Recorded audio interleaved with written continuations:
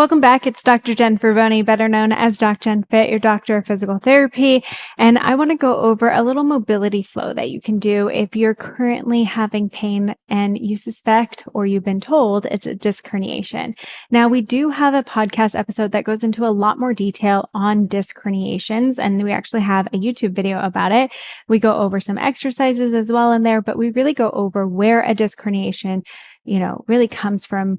Is it something to worry about? What does it mean? How long will it take? All the stuff about it. So I highly, highly recommend tuning into that video because it's going to go over a lot of the research and some stats about it that might help it not feel so scary. Now, as we go through this mobility flow, I'm going to show you different progressions. So maybe you're starting at one point, but as you continue to do it, you can continue to progress as you feel better within your body. So the first one that we're going to do is prone breathing. Now, laying on your stomach when you have a disc herniation doesn't always feel so good. So first we're going to start by just laying on a pillow.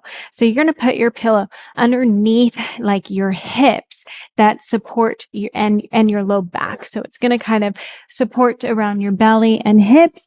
And you're just going to try to completely relax your body. And sometimes shaking your heels side to side helps to remind your body, oh, I can chill out. I can relax and completely relax everything. So try your best to do a nice slow inhale through that low rib cage or even into the pillow. So think of your belly kind of relaxing into the pillow as you do a deep inhale. And then try to do a slower exhale. So just through your nose, just a really slow exhale. And you're either going to do this for about 5 minutes or 10 slow, intentional breaths, really thinking of slowing that breath down, only breathing through your nose. And that's going to help to turn off any guarding that we might have in that back that's helping to protect you. So that's a good place to start. If you feel okay, you can always move that pillow out of the way and just do some breathing completely on your stomach with no pillow underneath you. That's going to put a little bit more of a dip into that low back. So that's why for some, it might not be a great place to start. The next one is prone press-ups. Now, where you're going to start for prone press-ups is with your hands underneath your shoulders more so, but we're going to come to your elbows. So we're just going to start here. So we're thinking of pulling the shoulder blades back, relaxing in the glutes, and pressing from those arms and the upper back. So the upper back and the arms are going to kind of help out.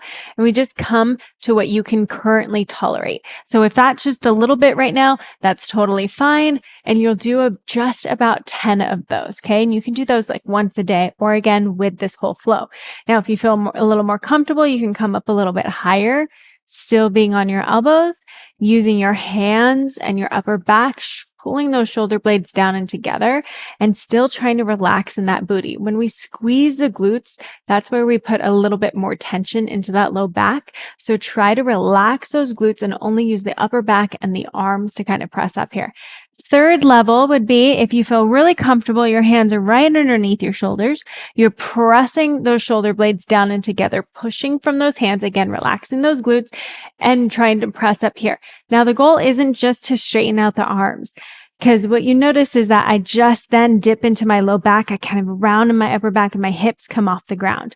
So for a press up, you really want to try to get into that extension from the upper back.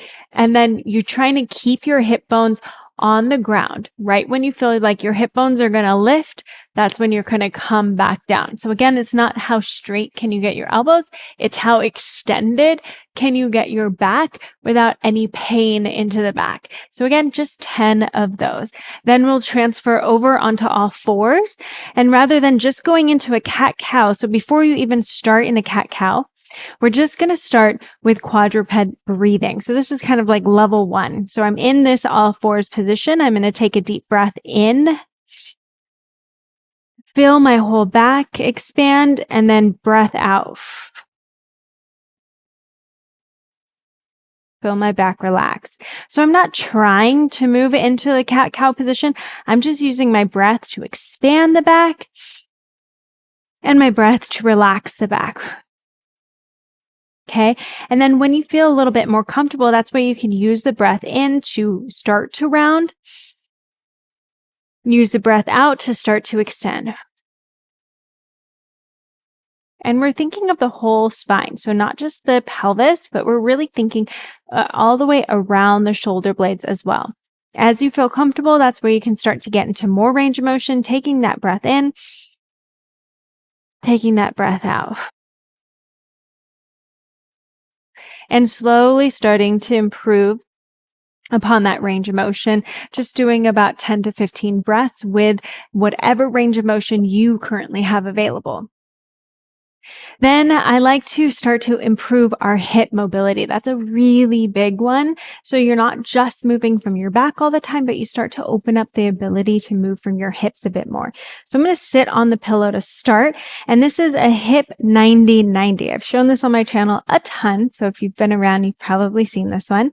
So what you want to think about is 90 degrees in this front leg, 90 degrees between your legs, and 90 degrees in your back leg. And you're going to start by just thinking of this knee pressing back into your hip as you lift the belly button and lean over until you feel a stretch into your glutes. So your back is pretty straight here. You could be supported. So you see I have my arm on a couch. I'm supported, and I'm just going to think of 10 slow breaths while holding it for about 1 to 2 minutes. Okay.